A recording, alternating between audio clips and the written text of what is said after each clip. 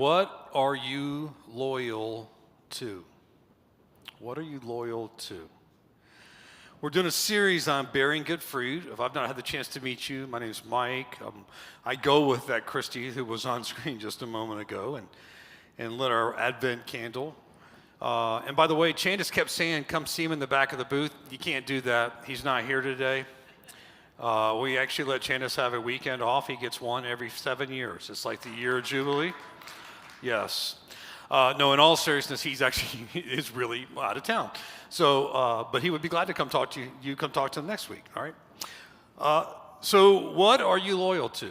What are you loyal to? We're doing a series on bearing good fruit. And we felt it's so important that we stay with this series even in the midst of Advent. So we are covering some of these other topics, peace and joy and love. But obviously this week would be the hope candle that we're lighting. We're doing it off of the series out of Galatians 5:22, which is the fruit of the Spirit is love, joy, peace, forbearance, kindness, goodness, faithfulness, gentleness, and self-control. Against such things there is no law. If you are keeping score at home, we are moving into faithfulness. This week is faithfulness. Faithfulness or loyalty is a part of the fruit of the Spirit that it sometimes is one that you feel like maybe I could work at it and I could actually be a little better at it. If you say, hey, Mike, work on your spirit of the fruit of self-control, I'd be like, no way, bro. That's got to be the Lord. If that's not the Lord, it doesn't happen for me. Or the spirit of forbearance or patience, as Steve did a couple weeks ago. So as we think about this idea of faithful, the word for faith out of the Greek is pistis. And it's pretty common. It means lots of different things. Specifically, it can refer to God's faithfulness towards us or refer to justifying the faith. It could also mean allegiance or a unique spiritual gift or fidelity. So this idea of this word pistis is set up in such a way that it's all throughout Scripture. So even this idea of faithfulness sometimes becomes hard to kind of nail down what Paul's writing here in the word out of Galatians. So let's remind you, as we're talking about bearing good fruit, we're talking about something that's an indirect action, right? You cannot make fruit happen. Nobody can make fruit happen. Even an apple tree cannot make the fruit happen. As you plant an apple tree, you can tend to it by putting the right kind of water around it, the right kind of soil around it, making sure it gets enough sunshine, but not too much sunshine. And then some of it's just up to Mother Nature, and some of it's just up to whatever happens within the tree. But then the tree starts to produce fruit, and it starts producing an apple, but it's not going to all of a sudden start producing pears. You can't walk up to it and go, okay, I want you now to be a pear tree. I'm going to write pear tree on your name, right? No, it's still an apple tree. It's the same kind of thing as we talk about spiritual fruit or fruit of the Spirit. It's not something you can generate or create. Remember, we talked about this idea of it's an indirect action. So what are the things of your own soil, of your soul, that you're creating a right environment for the fruit of the Spirit to come out? And I think as we start thinking about a word like faithfulness and even loyalty, you can trick yourself and say, I'm going to be a more loyal person. I'm going to be a more loyal friend. I'm going to be more faithful. But I would say that the true definition of this idea of faithfulness is it's something God has to create.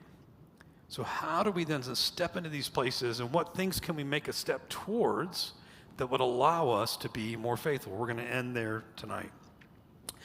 I have an incredibly high value for loyalty. It's one of my highest values. As a friend, I consider my loyalty to be really high. Here's what's dangerous about being my friend is that I will always tell you what I think, even when I shouldn't. Yes, I do that. And my wife, well, you say that's good, but if you were married to me, that's not always helpful. And the truth is that I've actually lost friendships over being really, really honest and telling people what I thought. And so I'm not the kind of person who's going to sit around and go, hey, like you got food in your beard. I'm just going to say, bro, you got food in your beard. Get it out. There's something stuck in your teeth. Like, I'm that kind of friend. I'm not going to let you sit at dinner all night and with spinach in your teeth and pretend like it's not there. I will tell you right away. I'm that friend. I'm also the kind that when I think you're making a big mistake, I will tell you, I think this one's a mistake. I think this one's going to create some sort of pain. I'm getting better as I'm learning how to raise adult children. I'm realizing that when you give them advice they're not asking for, they don't listen. By the way, I'm not sure they listened when they weren't adults. They just had to pretend like they were listening, right? But I think that's true in my role as a pastor. I'm even learning as a pastor that oftentimes people don't necessarily want my advice. And so I have to be more careful, have this filter to go, maybe I shouldn't share this one yet. However, as your friend, I will always have your back. And even when I think you totally mess up, I will still be your friend and then tell you messed up. You're welcome. You're welcome. So like I just will tell you, this has been one of the hardest things. For many of you, you're fully aware that we've had to make some changes to our staff and even some of the realities of the financial realities of our church and some of the places. And those conversations with how to even move from full-time youth pastor roles to part-time youth pastor roles. And it wasn't just youth pastors. We had a number of other staff members that had to take pay cuts or go bivocational or look for other roles to add to what they were making and bringing home.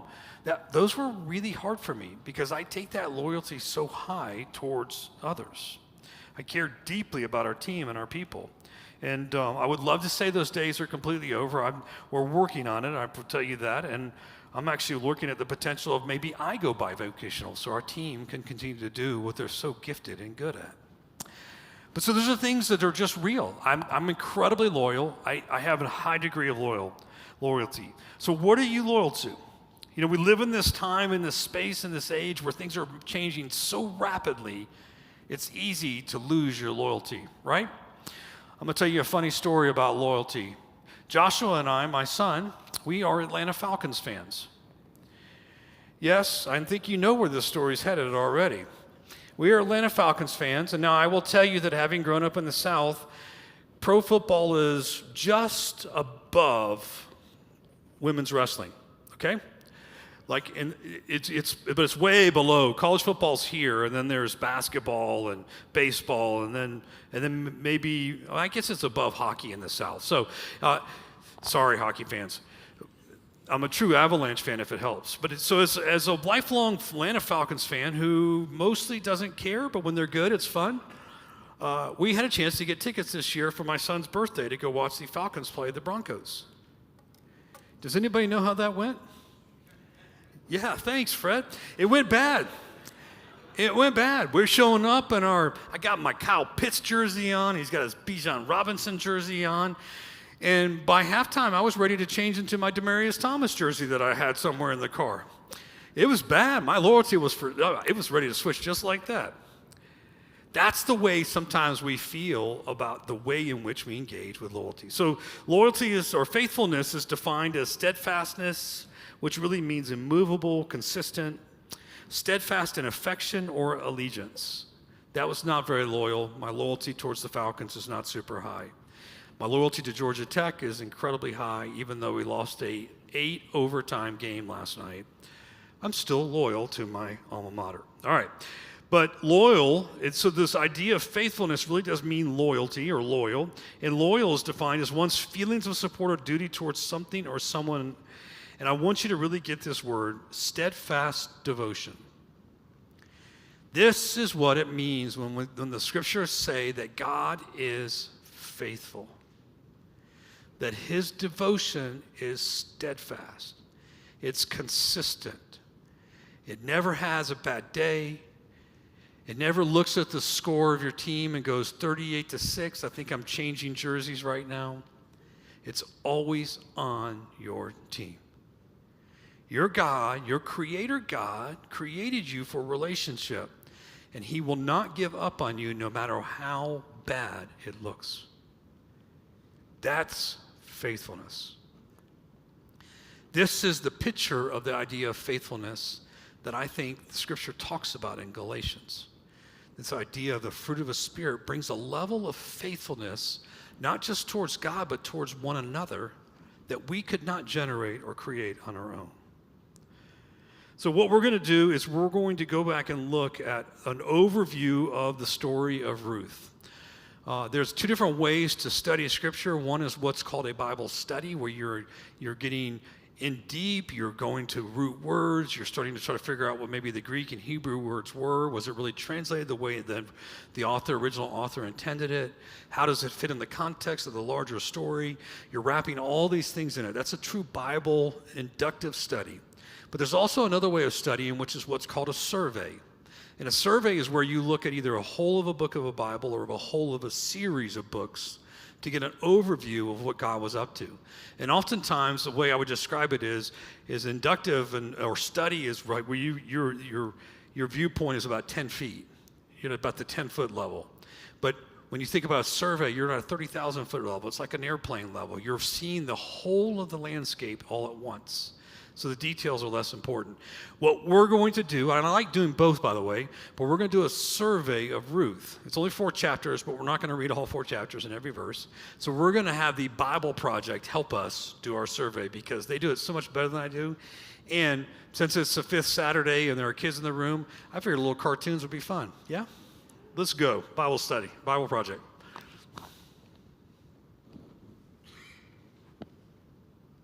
The book of Ruth. It's a brilliant work of theological art, and it invites us to reflect on the question of how God is involved in the day-to-day joys and hardships of our lives. There are 3 main characters in the book: Naomi, the widow, Ruth, the Moabite, and Boaz, the Israelite farmer. And their story is told in 4 chapters that are beautifully designed. Let's just dive in and see how this all unfolds. Chapter 1 opens with this line: "In the days when the judges ruled." And it reminds us of the very dark and difficult days from the book of Judges. And here we meet an Israelite family in Bethlehem, struggling to survive through a famine. And so in search of food, they move on to the land of Moab, Israel's ancient enemy. And there the father of the family dies, and the sons marry 2 Moabite women, Ruth and Orpah. And then the sons, they die too. And so they leave only Naomi and these new daughters-in-law. And so Naomi, she has no reason to stay anymore. And so she tells her new daughters-in-law that she's moving back home. And Naomi, she knows that the life of an unmarried foreign widow in Israel is going to be very hard. And so she compels the women to stay behind. Orpah agrees, but Ruth does not. She shows remarkable loyalty to Naomi. And she says, "Wherever you go, I'm going to go. Your people will become my people, and your God will become my God." And so the 2 of them return to Israel together. And the chapter concludes with Naomi changing her name to Mara, which means bitter in Hebrew, and she laments her tragic fate.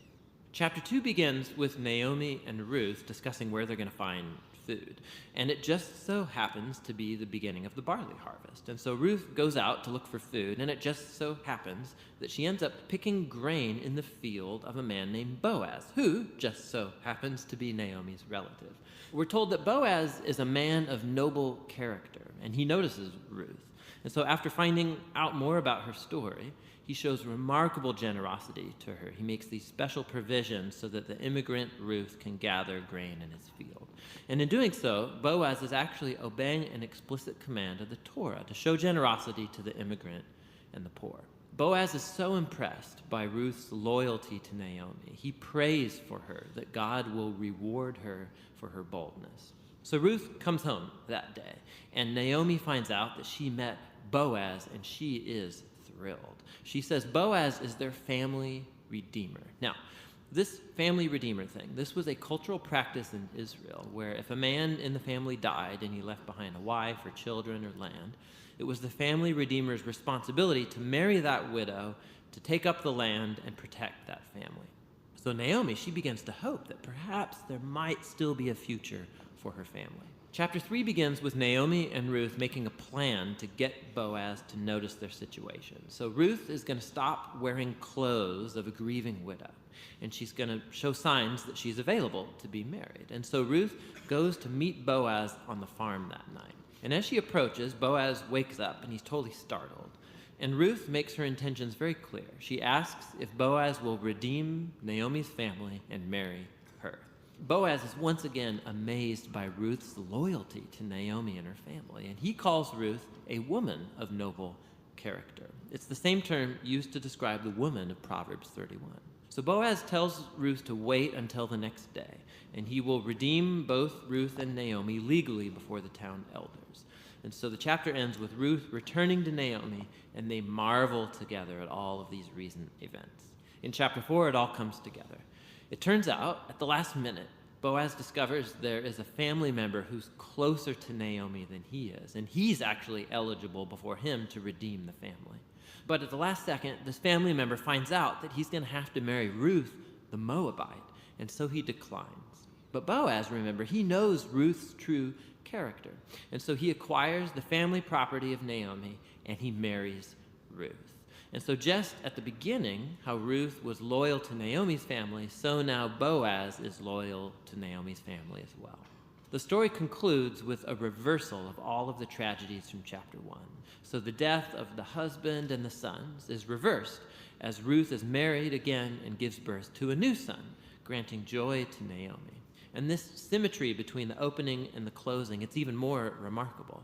So remember, the opening tragedy was followed by a great act of loyalty on the part of Ruth. And that is now matched by Boaz's act of loyalty that leads to the family's final restoration. Isn't that beautiful? What a cool story. If you've not read the story of Ruth, or it's been a while, I would encourage you maybe to spend some time this week going back and rereading it. What I want you to see, though, is the faithfulness of Ruth to Naomi and how God rewards her faithfulness by bringing her a husband and Boaz who's equally as faithful. And the word there used was more loyalty, but again, I think they're interchangeable for our purposes and where we're headed. So let me give you a little bit of context of Ruth, and we're going to go and hit a couple different sections of Scripture because I want to point out some of these key moments and some of the things that are happening, all right? In the days when the judges ruled, it just means that the judges, if you guys remember that history of Israel, it's like people, they would follow God for a while, and then everything would go great, so then they'd stop following God, and everything would go really bad, and then they would go, oh yeah, remember Yahweh? And they would return to God, and they would follow him, and things would go good again. And it was like this roller coaster. And that was just before lunchtime, right? It doesn't count what happened after that. No, I'm just kidding. So these would go on for decades, all these different seasons of life. This time was probably the time after Gideon. So you go, well, Mike, that was a good time. Well, it was early on, but Gideon, like most other leaders, started turning to his own selfish desires and selfishness. And it was he was worshiping false gods by the end of his reign. And so there's all kinds of famine in the land of Israel. And so the people, here you have the people, Naomi's husband, whose name is Elimelech. That's close. Elimelech, that's what we're going to go with, okay? So Elimelech is so disappointed by what's going on in his own home country that he goes to the place of the Moabites. And if you might find yourself going, well, who are the Moabites, Mike? Glad you asked. Let me explain who the Moabites were. The Moabites and the Ammonites they came from the daughters of Lot. I don't know if you remember who Lot was. He was Abraham's cousin, nephew, some relative, who his daughters went off the reservation, married men who became some of Israel's leading villains for lots and lots of years. So things are so bad in Israel that Elimelech took his family to the Moabites, the most hated enemies. And there, of course, his sons marry Moabite women. Then the father dies, the sons die. The women are sitting there going, what do we do now?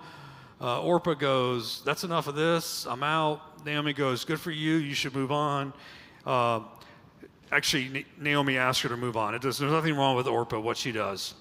But then it's in Ruth 1:14. At this they wept aloud again. Then Orpah kissed her mother-in-law goodbye, but Ruth clung to her. Look, said Naomi, your sister-in-law is going back to her people and her gods. Go back with her.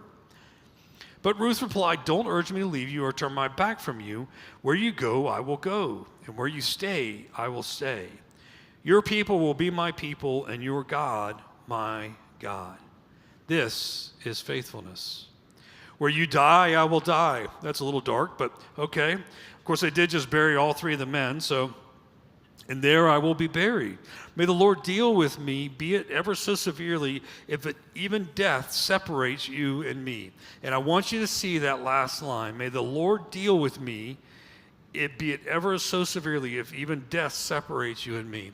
She is making a commitment.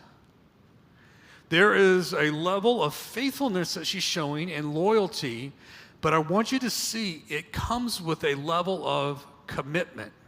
As a matter of fact, a level of commitment that says, I'm willing to pay consequences if this does not go well. She's all in, all in. She is so faithful, and her loyalty is so great. And she doesn't even just say, I'm going to be faithful to you, Naomi. She says, I am going to be faithful to your God. What are you loyal to? What are you loyal to? So then we move on to chapter 2, and there's the moment where she's picking in the fields. And in verse 8 of chapter 2, Boaz says to Ruth, my daughter, listen to me. Don't go and glean in another field, and don't go away from here. Stay here with the women who work for me. Watch the field where the men are harvesting and follow along after the women. I've told the men not to lay a hand on you. So see, he's protecting her. And whenever you are thirsty, go and get a drink from the water jars the men have filled. At this she bowed down with her face to the ground. She asked him, why have I found such favor in your eyes that you notice me, a foreigner? Boaz replied, I have been told all about what you have done for your mother-in-law since the death of your husband. So she's not running around. She didn't buy T-shirts or bumper stickers to tell everybody how great she's been. But her character comes out and is shared to others. How you left your father and mother in your homeland and came to live with a people you did not know before. May the Lord repay you for what you have done. May you be richly rewarded by the Lord, the God of Israel, under whose wings you have come to take refuge. So Boaz is showing faithfulness here through generosity. Now, something you have to understand is that when they would pick in the fields, part of the Levitical law was that it was urged to the landowners that when they picked, they would leave some of the food behind for widows and orphans to come and grab. So it was a common practice in the Israelite world in this time to go through and pick the fields, and the men would leave some of the food actually still sitting on the stalks so widows and orphans could come and grab. So that's what she's doing. That's how she's trying to eat it and feed herself and feed Naomi. But in this moment, he doesn't just see her from a distance and go, oh, okay, that's cool, good for her. He actually goes and makes a point of seeing her. I actually think this is the way God responds to us when we do the right thing over and over again without looking for praise. That he shows up like this. This moment is very much, to me, feels like the Lord showing his face to Ruth. Good for you. You have done so well. I'm so proud of you. I see your faithfulness and your loyalty, and now I'm going to be generous to you. So Boaz's faithfulness looks like loyalty. You ever feel like sometimes the things you do are not seen? You ever feel like that people only notice the places where you mess up? That's me. You ever feel like your good deeds, no good deed goes unpunished sometimes? Like even the things you try to do that are good for others, they sometimes backfire on you and they don't always go so well. Hey, let me tell you, it doesn't matter who else in this world sees. You know who sees? Your Father God. And I think this story speaks to this idea. I think it's a picture of when you are faithful and do the right things. And by the way, Ruth's story has not been easy to this point. There's nothing easy about this. She's left her homeland. She's gone to another land without a husband, with her mother-in-law. And she's not Jewish. And it's probably pretty clear she's not Jewish, either through some sort of ethnicity or skin tone or something along those lines. It's very clear. Everybody knows she's not Jewish. And she comes from one of the hated tribes. Here she is in this place going out to a field to pick behind everybody else. And she gets noticed. God always sees. Always sees. So what happens next feels a little scandalous, and I'm not going to go into all the details because it would take us quite a while to explain this. But Naomi tells Ruth to go while Boaz is asleep and basically get under the corner of his covers. I know, it's a little weird. I just want to tell you, it's not intended to be a sexual thing, but it is actually a thing of saying, I want you to cover me in a metaphoric way, okay? So here's what happens. Ruth 3, verse 8, in the middle of the night, something startled the man, Boaz. He turned, and there was a woman lying at his feet. Who are you, he asked. I am your, this is typical guy. I do this. Who's there? Christy's like, it's our room. Who else do you think is here, right? Because when I get startled in the middle of the night, well, who's there? Hey, it's your wife. Yeah, I share the room with you. I share the bed with you. Yeah, typical dude right now. Who's there, right? Okay, sorry. Who are you? I am your servant Ruth, she said. I'm sure at that moment he went, what? Spread the corner of your garment over me, since you are a guardian redeemer of our family. All right, be really, really clear. This is not scandalous. She's not saying, I want to sleep with you. She's not saying, I want to have. She's saying, really what she's showing up and she's saying, you are our kinsman redeemer that the video talked about. You're the person who's supposed to be looking out over us. I'm now asking you to do your part and to protect us. And I am offering myself in marriage to do this. It's pretty scandalous in this day. Women did not ask men to marry them in this time in Israel's history. And much less a foreign woman to come to a Jewish man and to call him out and say, this is actually your responsibility. Also, not a normal way that would run in the Hebrew world. Verse 10, I'm really impressed with Boaz. He's such a kind person because most guys would have gone, woman, it's the middle of the night. Let's talk about this in the morning when I've had my coffee.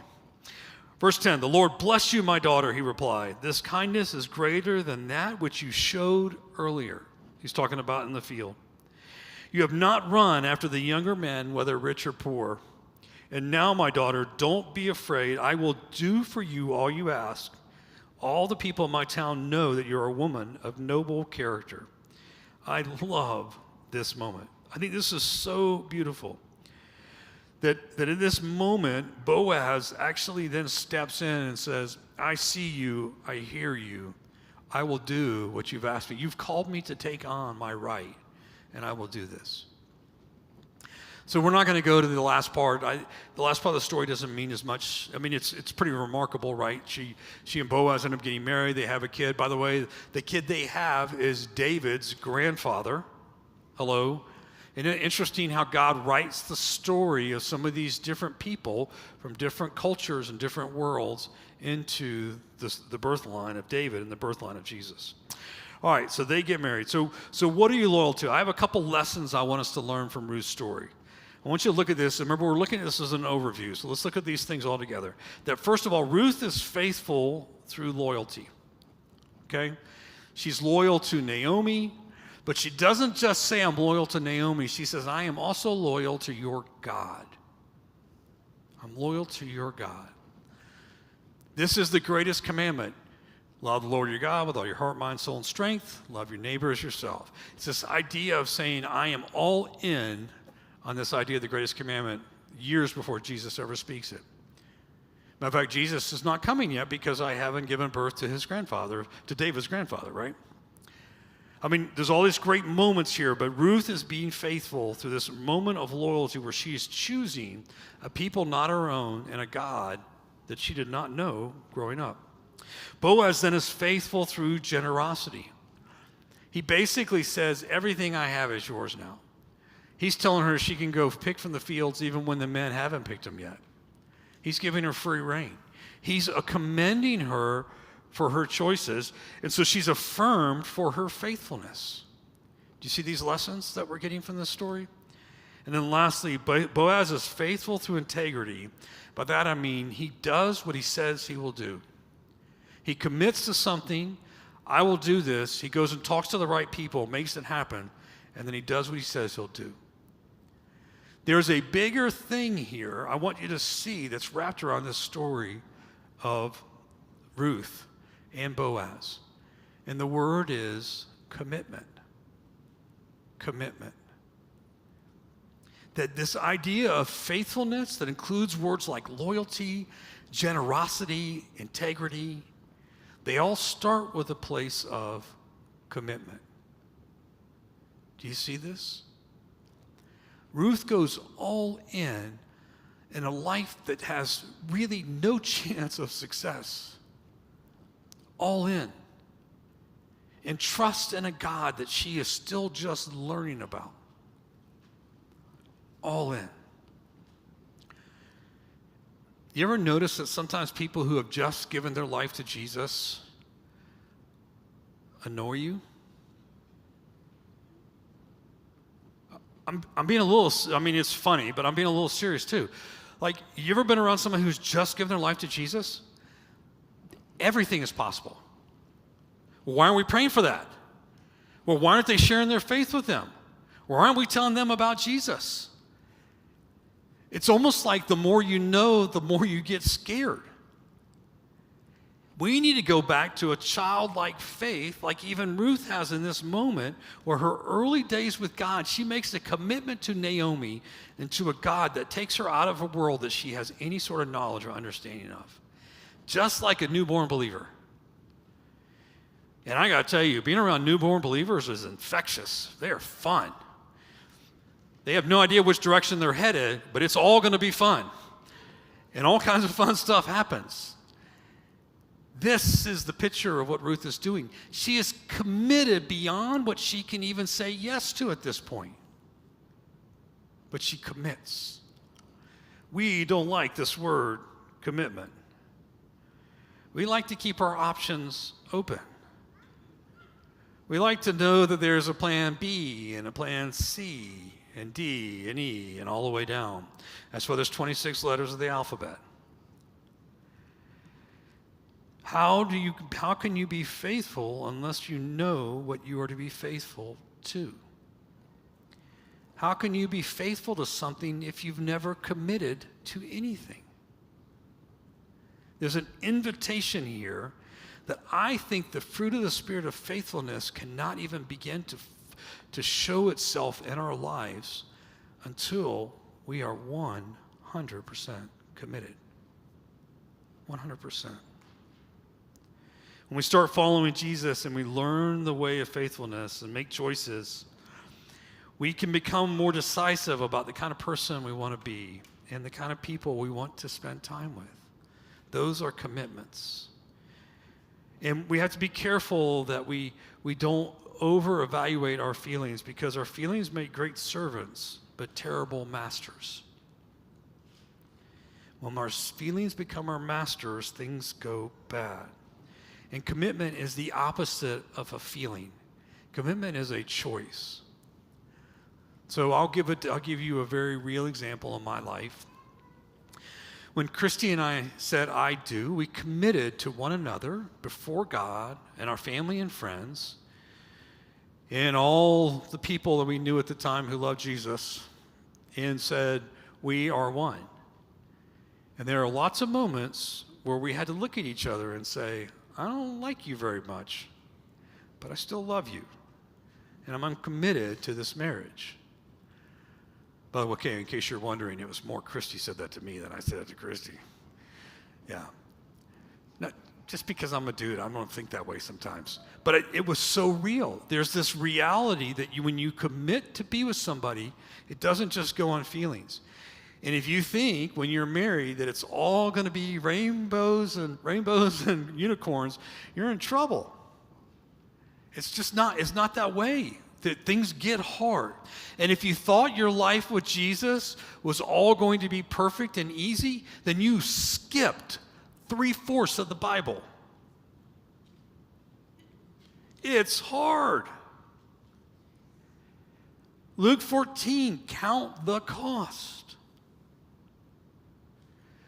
Matthew 5, blessed are you when people speak ill of you or persecute you for my name's sake. There is an enemy that's going to push against us, and if we don't have a level of commitment, we can never see the fruit of faithfulness come through in our lives. We're going to finish with a real world story. As many of you know, we absolutely love the ministry Convoy of Hope. It is one of our favorite ministries, and we'll be rolling out the next few weeks our desire to do some giving towards Convoy for Christmas this year. But I really want you to hear the story of Convoy of Hope and how it got started. And if you're not aware of who Convoy of Hope is, their main two functions are they do feeding programs for kids in all kinds of really broken places and desolate places so that kids can go to school and learn and get fed.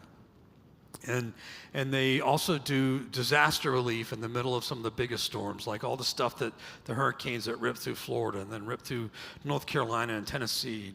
They were there on the ground right away. And so all the things we've done in the past to help support Convoy meant our money was already at work with them to meet needs. They also do women's empowerment programs. They train farmers how to put the right nutrients in the right soil to be successful. The founder of Convoy of Hope is a guy named Hal Donaldson. And what I want you to hear is kind of his, as the kids would say, his origin story, how he got started in this world. So let's hear from Hal Donaldson now.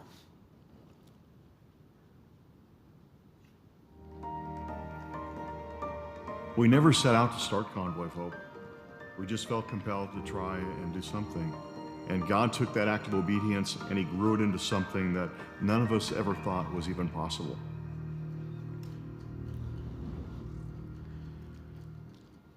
My father was a pastor of a small church and he didn't make a large income. And so our family struggled financially. In 1969, my parents were scheduled to attend a business meeting. And my two younger brothers and sister and I, we were supposed to stay home with the babysitter, but the babysitter was late. And so we all piled in the back of the car and we'd have to go to the business meeting with our parents. My dad was halfway down the road when he looked in his rearview mirror and he spotted the babysitter pulling into our driveway.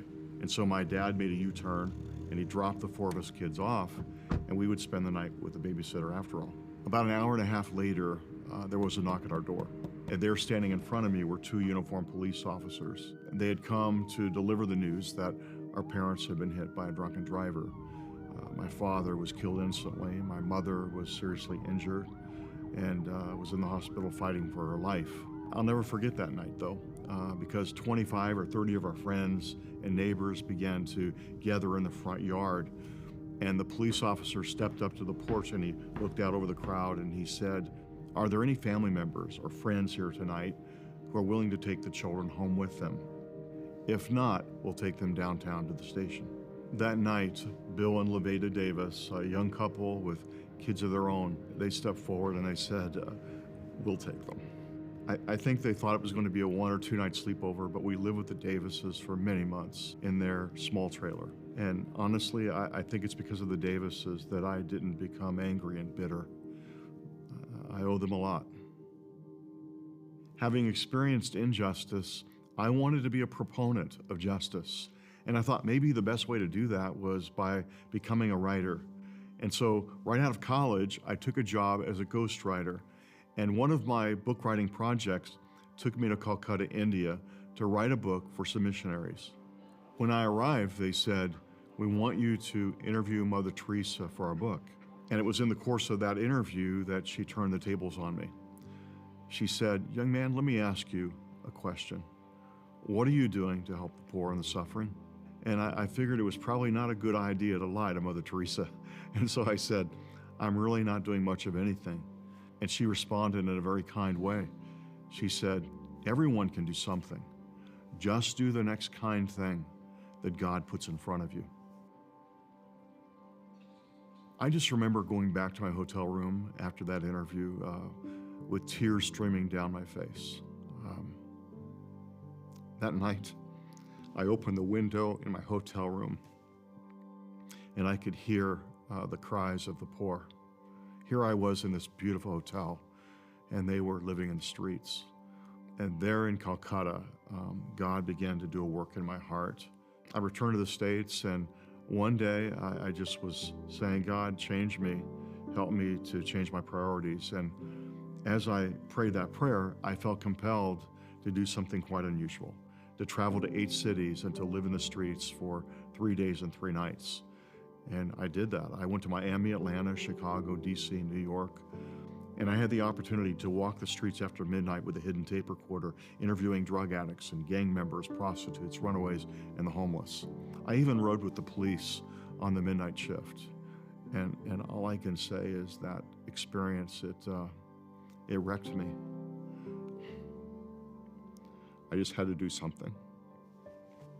So I went to a grocery store and I loaded up a pickup truck with $300 worth of groceries, and I began passing them out to migrant farm workers, families that were living really in poverty. And the gratitude, the smiles I saw on their faces that day was incredible. I'll never forget it. And so I pulled together some of my friends and family members, and I said, hey, we're going to start doing what we call care days, outreaches where we fill up pickup trucks and U-Haul trailers, and we'll take the groceries into parks and church parking lots and into the streets.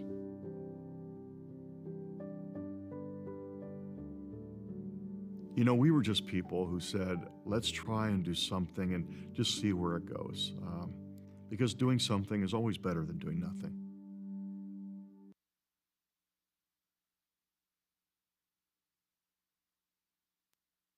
It's amazing, isn't it? So good. There's more to the interview, but it runs for another 6 minutes, and I figured with kids in the room, I didn't want to be super, super long. But let me finish with these thoughts then. Guys, we're going to skip that last scripture that I have on there. We're just going to go to the bottom line here. I think that as I look at this kind of story, I look at Hal Donaldson and I go, he is a modern day Ruth. Everything that could have gone wrong for him went wrong. And the start of his story felt like his dad got taken doing church business and church work. They weren't doing real well to begin with. They ended up living, I think it was 10 months they lived with this family. I think it was 8 people, because this other family had 2 kids, 8 people in a double wide trailer. That somebody took him in. And he said, it's because of that I didn't become bitter. And then he has this conversation with Mother Teresa, and I'm gonna probably get it, it's a little bit wrong, but she says basically, everyone can do something, just do the next thing God puts in front of you. And it sounds great, but there's a thing where something has to happen for Hal, where he has to say, I am no longer satisfied with where I've been. I'm going to commit to do something different. How do you build faithfulness? You commit to something outside yourself. You commit to something that actually means you have to follow through even when it's not convenient, even when it doesn't feel great, even when it's not easy. If it were all easy, they wouldn't call it commitment. And you say, God, I am in for whatever you invite me into next, that I will go in. I will go in. So here's our bottom line. Here's where we're going to finish up with this, is our spiritual practices for faithfulness are this. We have 2 of them. One's an abstinence discipline. In other words, if you find yourself overdoing, filling your time with all kinds of stuff, and maybe you're a person who makes yourself so busy that you don't have time for the things of God that might show up in front of you, say no to something this week. Maybe say no to a couple somethings this week. By the way, we're not talking about essential stuff, okay? Moms, if you got a 6-month-old baby, you can't just say, no, I'm not changing a diaper, okay? It's kind of essential. I'm talking about say no to the thing that you go, you know, that one does not need me right now. And I'm not going to let my feelings of guilt or I've not done enough or I have to outwork God or those sorts of things that get in the way. So what's one or two non-essential things you could say no to this week? And then the engagement is commit to generosity. And I'm going to add a word here. I didn't put it up here. But commit to consistent generosity. Because everybody can be generous in a moment. But can you be consistently generous over and over and over and over again? And by the way, I'm not just talking about money right now, although I do think this has to do with our money as well. I think it has to do with all of it. But what has the Lord given you that you can be generous with? As I watch that story of Convoy of Hope, and we're going to take up an offering for them at Christmas, it just makes me think, if you find yourself going, yeah, I can stroke a check, that's no big deal, then that's great, and you should continue to be generous that way. But maybe your challenge is to actually commit some of your time. And in case you were not aware, we have this thing called a Hope Starts Here food bank that we serve food every other Saturday. And I know they'll be on again next Saturday. And in case you were wondering, the good-looking guy back here, Fred, would be glad to put you to work if you want to help. But we have to find ways to actually serve. I know that the Porch has been taking up offerings for their Christmas store. And do you know who most of the recipients of the Christmas store are? They're the people in our Hope Starts Here food bank. So there are ways you could get involved. There's other ways too. We have, if you want to toss this up, we have a God with Us, these ways in which we're going to invite you this Christmas season to think about other ways to get involved. One, of course, is Convoy of Hope, $120, one-time gift of $120 feeds a kid for a whole year. It's incredible. Not only does it feed a kid, but it feeds a kid in a school that's run by a Christian organization that's doing things with integrity and honor. And they're teaching the kids. So there's that. And then bless our missionaries. Maybe there's a missionary you're supposed to take on and help this year. Maybe it's our couple that are working in Costa Rica with those coming out of sex trafficking, or Jesse and Sean Hamby, who actually are going to be at our church Larkspur tomorrow, that are working with students in Arizona State. Or Peter and Ashley Cluth, who are going to be moving to do a church plant in the Galveston, Texas area. I think it's Galveston, yes.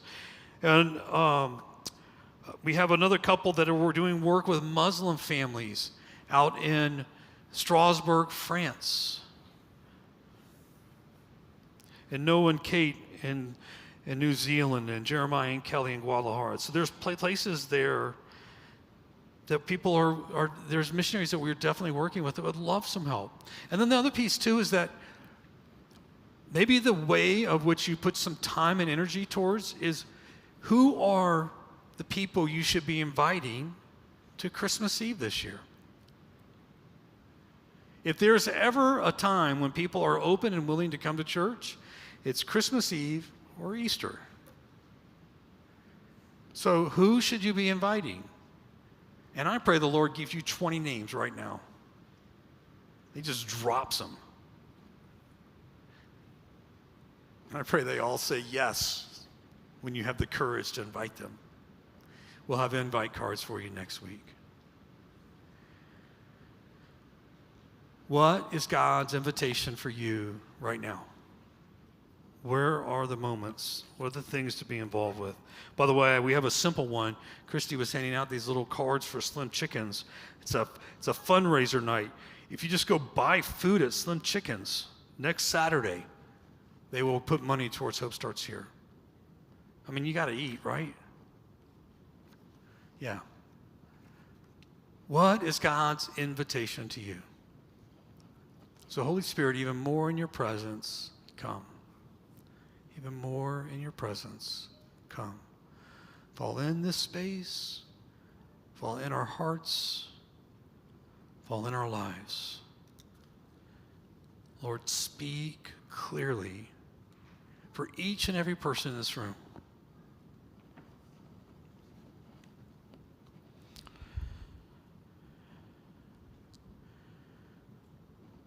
So ask the Lord in this space, God, what is your invitation? What does it look like for me to commit to something today? What does it look like for me to step into even more of who you are and what you've invited me into?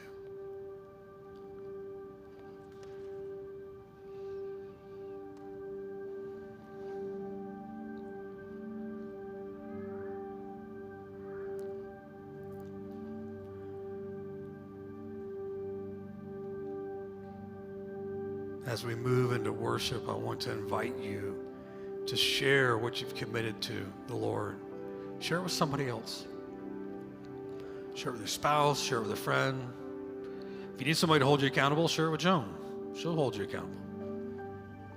But find somebody to share what you're committed to. Let the Lord. Sometimes we think we're committed to something until we have to say it out loud. And sometimes the saying out loud part moves it from just a thought to a plan. So let's close with worship. Let's rise.